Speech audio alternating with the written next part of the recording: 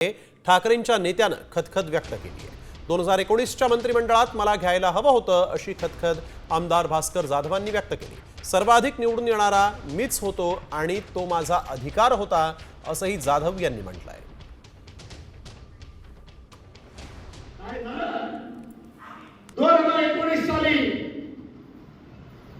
2019 साली मला मंत्रिमंडळामध्ये घ्यायला हवं होतं का नको होतं? सगळ्यात जास्त जुना, सगळ्यात जास्त वेळा निवडून आलेला संतोष सगळे मीच होतो ना, मला घेतलं नाही, तो माझा अधिकार होता, पण मला घेतलं नाही। त्यानंतर कधीही मी नाराजी व्यक्त केली नाही। आणि आता पाहूयात पावसाची खबरपात। राज्यामध्ये पावसाचा जोर कमी असला तरी 12 जून नंतर राज्यात पावसाचा जोर वाढेल असा अंदाज वर्तवण्यात आला आहे। राज्यामध्ये आठवड्याभरात मेघगर्जनेसह पाऊस होईल अशी शक्यताही वर्तवण्यात आलेली आहे। कोकणामध्ये तुरळक ठिकाणी पावसाचा अंदाज आहे, तर मध्य महाराष्ट्र, मराठवाडा आणि विदर्भातील काही जिल्ह्यांमध्ये वादळी वाऱ्यांसह पावसाचा अंदाज वर्तवण्यात आलेला आहे। पुण्यातील ढिंबे धरण आणि माळीण परिसरामध्ये मुसळधार पाऊस झालाय। ढिंबे धरणाजवळील पर्यायी रस्ता पाण्याखाली गेल्यामुळे माळीण परिसरातील 11 गावांचा संपर्क तुटलाय। माळीणकडे जाणारी वाहतूक बंद झालेली आहे। तसंच नागरिकांनी धोकादायक पाण्यातून प्रवास करू नये असं आवाहन प्रशासनानं केलेलं आहे।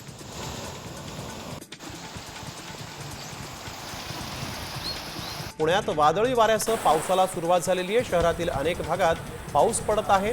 काही दिवसांच्या विश्रांतीनंतर पुन्हा पावसाला सुरुवात झाली। अचानक पावसाच्या सरी कोसळल्यामुळे नागरिकांचीही तारांबळ उडाली।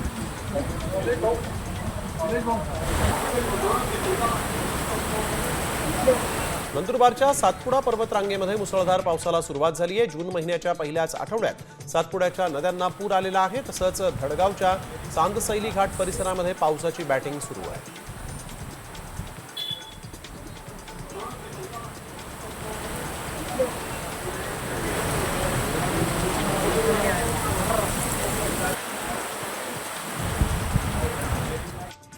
कोल्हापूर जिल्ह्यातील विविध भागांना पावसानं अक्षरशः झोडपून काढलाय। करवीर तालुक्यातील भुयेवाडी या परिसरात ढगफुटी सदृश्य पाऊस झाला। रस्ते आणि शेतांमध्ये पाणी साचलं होतं। ओढे आणि नाल्यांचं पाणी रस्त्यावर आल्यामुळे वाहन चालकांना कसरत करत या पाण्यातून आपला मार्ग काढावा लागला।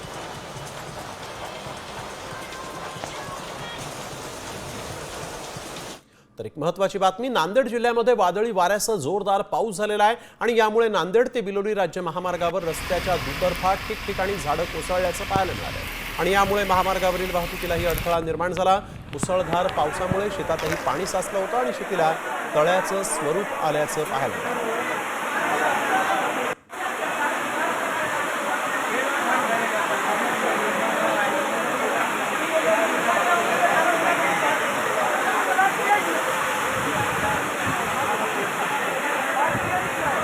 नाशिक जिल्ह्यात पावसाचा कांदा पिकालाही मोठा फटका बसलाय। येवल्याच्या निळखेडे गावचे शेतकरी जे आहेत त्यांनी 3 एकरवर कांदा पिकावर आपल्या ट्रॅक्टर फिरवून दिलेला आहे। सततच्या पावसामुळे शेतात काढणीला आलेला कांदा सडून गेला आहे। वादळी वाऱ्यासह आलेल्या पावसानं नांदेडमध्ये भाजीपाला पिकांचं मोठं नुकसान केलेलं आहे। यावेळेस गडगा इथल्या भुजंग भाकरे यांच्या 1 एकर क्षेत्रातील टोमॅटो पिकाचा शेतातच चिखल झाला। या अस्मानी संकटानंतर अद्याप नुकसानीचा पंचनामा झालेला नाही। हतबल शेतकऱ्यांना सरकारनं लक्ष द्यावं अशी मागणी केली आहे। लातूरमध्ये मे महिन्यात झालेल्या अवकाळी पावसामुळे भाजीपाल्यांची शेतावरच मोठ्या प्रमाणात नासाडी झालेली आहे। यामुळे बाजारात भाज्यांची मोठ्या प्रमाणात आवक घटलेली आहे। तर आवक घटल्यामुळे भाजीपाल्यांचे दर सध्या गगनाला भिडले आहेत। दरम्यान नागरिकांना वाढलेल्या भाजीपाल्याच्या दरामुळे आर्थिक भार सहन करावा लागतो।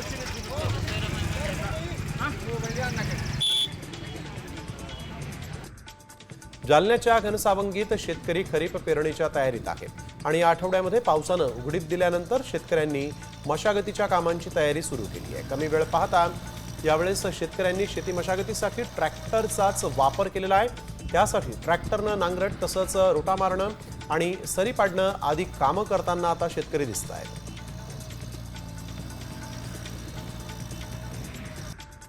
सिंधुदुर्गामध्ये पावसाचा हंगाम सुरू झालेला आहे। शेतकरी वर्गाकडून बांबू लागवड सुरू करण्यात आली। इथला बांबू उच्च प्रतीचा असून राज्यासह कर्नाटक, गुजरातमध्येही विक्रीला पाठवला जातो। अगरबत्तीच्या काड्या निर्मितीसाठी म्हणून त्याचा सर्वाधिक वापर केला जातो। कमी श्रमातून लाखो रुपयांचं उत्पन्न या शेतीतून मिळत असतं। नाशिकमधील गंगापूर धरण हे 44% भरलंय। मे महिन्यात झालेल्या मुसळधार पावसामुळे गंगापूर धरणात नव्यानं पाण्याची आवक वाढली असून धरणाच्या पाणी पातळीतही वाढ झाली। यंदा गेल्या वर्षीच्या तुलनेमध्ये 19% इतका अधिकचा पाणीसाठा आहे।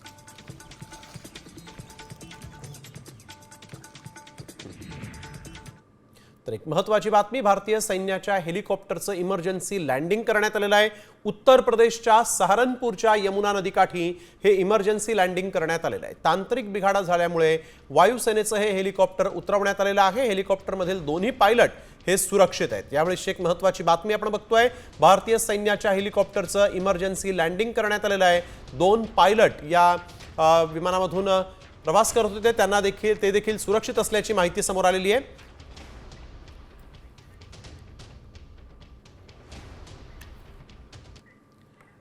तर एक महत्त्वाची बातमी समोर येते नाशिकमधून। नाशिकच्या निफाडमध्ये सध्या ढगफुटी सदृश्य पाऊस झालाय। यावेळी एक महत्त्वाची बातमी निफाडमधून समोर आलेली आहे। नाशिकच्या निफाडमध्ये ढगफुटी सदृश्य पाऊस झालेला आहे। रस्त्यांना अक्षरशः नद्यांचं स्वरूप आल्याचं दिसतंय। आपण बघतोय किती मोठ्या संख्येने इथं पाऊस झालेला आहे। रस्त्यावरून हा पाण्याचा प्रवाह कशा पद्धतीने वाहतोय ती दृश्य इथं पाहायला मिळत आहेत। वाहतूक जी आहे रस्त्यावरची ती मंदावलेली आहे, कारण निफाडमध्ये मुसळधार ढगफुटी सदृश्य पाऊस झालेला आहे। यावेळी एक महत्त्वाची बातमी आपण बघतोय, नाशिकमध्ये सध्या निफाड या तालुक्यात मुसळधार असा पाऊस झालाय। विजांचा कडकडाट देखील होतोय, ढगांचा गडगडाट होतोय आणि मुसळधार पावसाला सुरुवात झालेली आहे। यावेळेस रस्त्यावर देखील कशा पद्धतीने पाणी साचलेलं आहे त्याची ही दृश्य समोर आलेली आहेत। अनेक वाहनं जी आहेत ती या ठिकाणी जागच्या जागी थांबलेली आहेत। वाहतूक व्यवस्था जी आहे ती या पावसामुळे मंदावल्याचं पाहायला मिळालेलं आहे। ढगफुटी झाली की काय असा प्रश्न पडावा, असाच पाऊस सध्या निफाडमध्ये झालेला आहे। त्यावेळी थेट दृश्य आपण बघतोय नाशिकच्या निफाडमधली, जिथं मुसळधार पाऊस होतोय। निफाडमध्ये ढगफुटी झाली की काय असा प्रश्न निफाडच्या नागरिकांना पडलेला आहे। अनेक वाहनं जी आहेत ती जागच्या जागीच थांबलेली आहेत आणि रस्त्यावर देखील हे पावसाचं पाणी वाहत असताना नदी वाहावी अशाच पद्धतीनं या पावसाच्या पाण्याचा प्रवाह पाहायला मिळतोय आणि या ठिकाणी विजा देखील कडाडतायत, तर ढगांच्या गर्जना देखील पाहायला मिळत आहे। ढगांचा गडगडाट देखील सध्या निफाडमध्ये होतोय आणि मुसळधार असा पाऊस सध्या नाशिकच्या निफाडमध्ये होत आहे।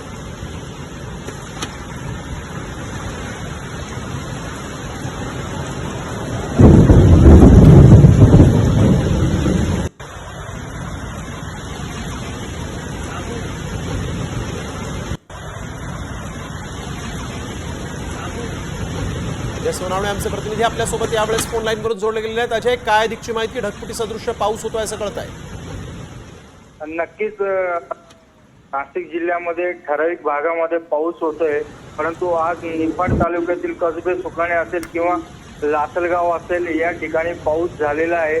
मात्र सर्वात जास्त पाऊस जो आहे तो कसबे सुकेने हा निफाड तालुक्यामध्ये झालेला आहे। या पावसामुळे अशी परिस्थिती निर्माण झाली की तो ढगफुटी सदृश्य पाऊस होता, ज्यामुळे अनेक ठिकाणी नद्या जशा वाहतात तसं गावांमधून पाण्याचे लोट वाहत होते आणि याचा सर्वात मोठा फटका जो आहे तो द्राक्ष उत्पादक जे शेतकरी आहे त्यांना बसणार आहे। कारण नवीन विहिरी जी आहे या खोड आपण त्याला म्हणतो त्यांना त्याचा फटका बसणार आहे। त्यामुळे शेतकरी सध्या आता धास्तावलेले आहे आणि यानंतर पुन्हा पावसाचा जोर कसा राहील आणि काय नेमकं घडेल अशी परिस्थिती आता सध्या शेतकऱ्यांमध्ये निर्माण झालेली। बिलकुल, धन्यवाद अजय आपण दिलेल्या सविस्तर माहितीसाठी। तर ढगफुटी सदृश्य पाऊस सध्या निफाडमध्ये होतोय आणि विजांचा कडकडाट देखील पाहायला मिळालेला आहे। तर या पावसाचे सगळे अपडेट आपण पाहणार आहोत। तुर्तास पाहूया तर टॉप 50 बातम्या। महाराष्ट्रातील जनतेच्या मनात आहे ते होईल असं सूचक विधान उद्धव ठाकरेंनी मनसेसोबतच्या युतीवर केलेलं आहे आणि त्यामुळे मनसे आणि ठाकरे सेनेत युतीच्या चर्चेला बळ मिळालं आहे। गेल्या काही दिवसांपासून राज ठाकरे आणि उद्धव ठाकरे एकत्र येण्याची चर्चा सुरू आहे।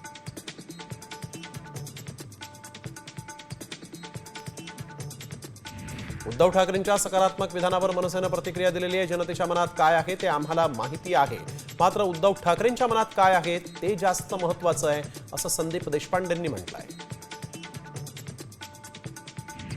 एकीकडे मनसे आणि ठाकरे सेनेच्या युतीच्या चर्चा रंगलेल्या आहेत, तर दुसरीकडे उद्धव ठाकरेंनी राज ठाकरेंना मोठा धक्का दिलाय। मनसे पदाधिकारी वैभव दळवींनी कार्यकर्त्यांसह ठाकरेंच्या सेनेमध्ये प्रवेश केला। उद्धव ठाकरेंच्या उपस्थितीत हा पक्षप्रवेशाचा सोहळा पार पडला, तर यावर आता मनसेची काय प्रतिक्रिया असेल हे पाहणं महत्त्वाचं आहे। मनसे अध्यक्ष राज ठाकरेंनी पदाधिकाऱ्यांना सूचना दिल्या आहेत. ठाकरेंच्या शिवसेनेसोबत युतीबाबत कुठलंही वक्तव्य करू नका असं राज ठाकरेंनी सांगितलेलं आहे. वेळ आली तर आपण स्वतः बोलू असंही त्यांनी पदाधिकाऱ्यांना सांगितलं आहे. युतीबाबत नेते सकारात्मक आहेत म्हणून कार्यकर्त्यांचं मनोबल वाढलं आहे असं संजय राऊत यांनी म्हटलं. तसंच सोशल मीडियावर जाहीर सांगून कोणी फोन करत नाही, कदाचित दोन्ही नेत्यांचे एकमेकांना फोन झालेही असतील असं सांगत युतीचे स्पष्ट संकेत त्यांनी दिले. अमित ठाकरेंना त्यांच्या जन्मापासून पाहिलंय, तो गोड मुलगा आहे असं विधान संजय राऊत यांनी केलं. जसा आमचा आदित्य आहे तसा अमित आहे, त्याची विधानं देखील फार गोड आहेत. त्यांच्या भावानेच काका म्हणून स्वागत करत असल्याचं त्यांनी म्हटलेलं आहे. तसंच राज ठाकरेंचं घर हे आमच्यासाठी कॅफे नव्हे तर दुसरं घरच आहे असंही संजय राऊत पुढे म्हणाले.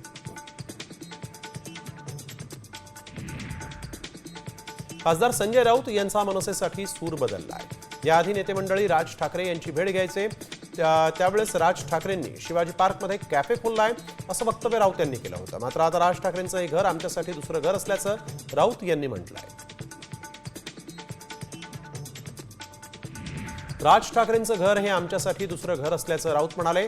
राऊतांमध्ये मतपरिवर्तन झालं, 3 वर्ष जेलमध्ये राहिल्यामुळे त्यांनी सूर बदलला आहे अशी प्रतिक्रिया मनसेचे नेते संदीप देशपांडेंनी दिली आहे.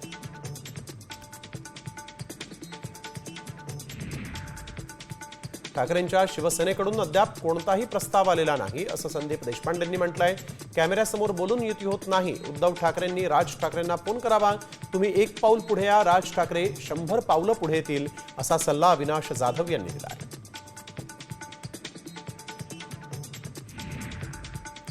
राज ठाकरे आणि उद्धव ठाकरे एकत्र आले पाहिजे असं विधान ठाकरे गटाचे आमदार भास्कर जाधव यांनी केलं. आगामी पालिका निवडणुकांच्या पार्श्वभूमीवर आपापल्या पक्षाच्या ताकदीप्रमाणेच जागा मागणीमध्ये सहमती दर्शवावी असं जाधव यांनी म्हटलं आहे. दोघांच्या युतीशी माझा काय संबंध? ठाकरे बंधूंच्या युतीच्या चर्चेवर योग्य वेळेस बोलेन अशी प्रतिक्रिया मुख्यमंत्री देवेंद्र फडणवीस यांनी दिली आहे. उपमुख्यमंत्री एकनाथ शिंदेंना राज ठाकरे आणि उद्धव ठाकरेंच्या युतीबद्दल पत्रकारांनी प्रश्न केला असता एकनाथ शिंदेंनी मात्र ठाकरेंच्या युतीवर प्रतिक्रिया देणं टाळलंय. राज ठाकरे जर महाविकास आघाडीमध्ये आले तर स्वागतच आहे. महाराष्ट्राच्या हितासाठी ते एकत्र येणार असतील तर मी स्वतः स्वागत करेन अशी प्रतिक्रिया सुप्रिया सुळेंनी दिली आहे. नाराज वैभव खेडकर शनिवारी राज ठाकरेंची भेट घेणार आहेत. गेल्या काही दिवसांपासून वैभव खेडकर नाराज असल्याची चर्चा आहे. माझी छाती जरी फाडली तरी माझ्या छातीत राज ठाकरेच दिसतील असं विधान खेडेकर यांनी केलेलं आहे.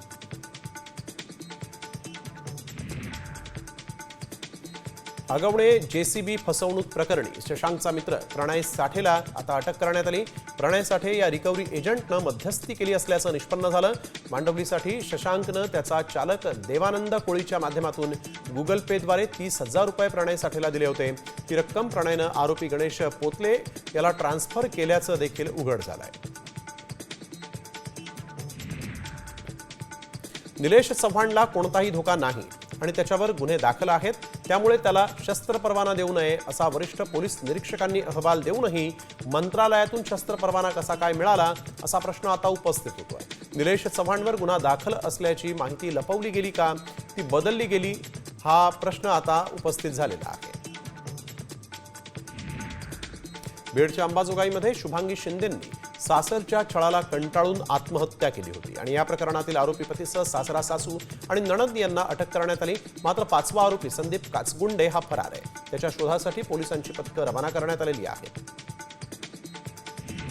मिठी नदी गाळ उपसा घोटाळा प्रकरणातील मुख्य आरोपी केतन कदम याच्या वरळीमध्ये असलेल्या घरावर ईडीनं छापेमारी केली. ईडीच्या 8 अधिकाऱ्यांकडून कदम याच्या घरातल्या कागदपत्रांची तपासणी करण्यात आलेली आहे. अभिनेता दिनो मोरियाच्या अडचणीतही वाढ झाली. मिठी नदी गाळ घोटाळा प्रकरणी दिनो मोरियाच्या मुंबईतील घरी ईडीनं छापेमारी केली. या प्रकरणी त्याची मुंबई पोलिसांच्या आर्थिक गुन्हे शाखेकडून 2दा चौकशी करण्यात आली आहे. दिनोचा भाऊ सॅचिनो मोरिया याचीही चौकशी करण्यात आली आहे.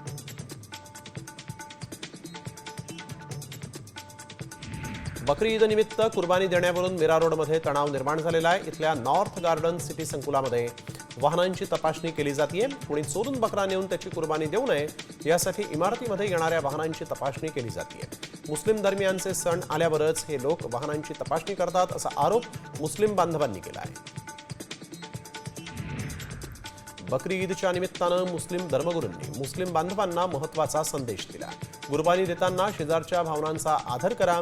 कुर्बानीचा व्हिडिओ सोशल मीडियावर व्हायरल करू नका। खुल्या रस्त्यावर बाजारामध्ये कुर्बानी देऊ नका असे निर्देश दिल्ली जामा मशिदीतून धर्मगुरूंनी दिलेले आहेत। लातूरच्या उदगीर कौळखेडामध्ये घरकुल योजनेचा सर्व्हे करताना अर्जदाराकडून 300 रुपये घेतल्याचा व्हिडिओ समोर आला। जिल्ह्यामध्ये पंतप्रधान आवास योजनेअंतर्गत घरकुल योजनेचा सर्व्हे चालू आहे। दरम्यान या ऑनलाईन अर्ज करण्यासाठी म्हणून प्रत्येकी 300 रुपये घेतल्याची तक्रार गावकऱ्यांनी केली आणि या प्रकरणी चौकशी करण्याची मागणी गावकऱ्यांनी केलेली आहे।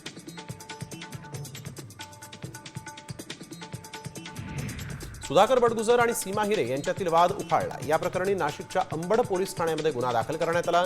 बडगुजरांच्या समर्थकांकडून सोशल मीडियावर वादग्रस्त पोस्ट करण्यात आली होती आणि या पोस्टमध्ये 3 कुत्रे आणि खाली मराठीत 2 टॉमी असं आणि 1 मामी असा उल्लेख करण्यात आला होता। विशाळगडावर कुठलाही सण किंवा उत्सव साजरा होणार नाही असे आदेश कोल्हापूरचे जिल्हा पोलीस प्रमुख योगेश कुमार गुप्ता यांनी दिले। ईदच्या पार्श्वभूमीवर या ठिकाणी कायदा आणि सुव्यवस्था निर्माण होऊ शकतो, या कारणानं जिल्हा प्रशासनानं सुप्रीम कोर्टात धाव घेतलेली आहे।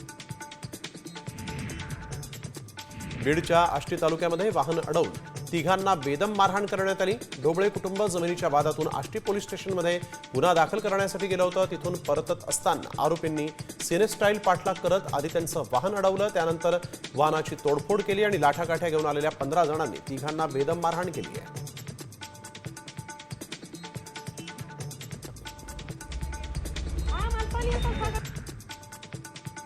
जमिनीचा ताबा घेण्यासाठी आलेल्या एका टोळक्याने शेतकरी कुटुंबियाला चक्क बंदुकीचा धाक दाखवलाय।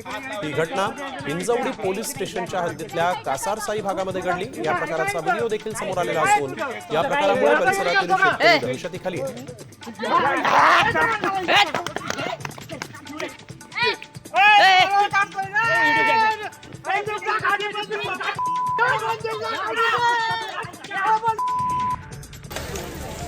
गडचिरोली जिल्ह्यात छत्तीसगड सीमेलगत असलेल्या कवंडे इथं मुख्यमंत्री देवेंद्र फडणवीस यांनी आज भेट दिली। जनजागरण मेळाव्यानंतर मुख्यमंत्री देवेंद्र फडणवीस यांनी आदिवासी नागरिकांसोबत संवाद साधला। त्या नागरिकांसोबत जमिनीवर बसून मुख्यमंत्र्यांनी त्यांच्या समस्या जाणून आपण पाहत असतो।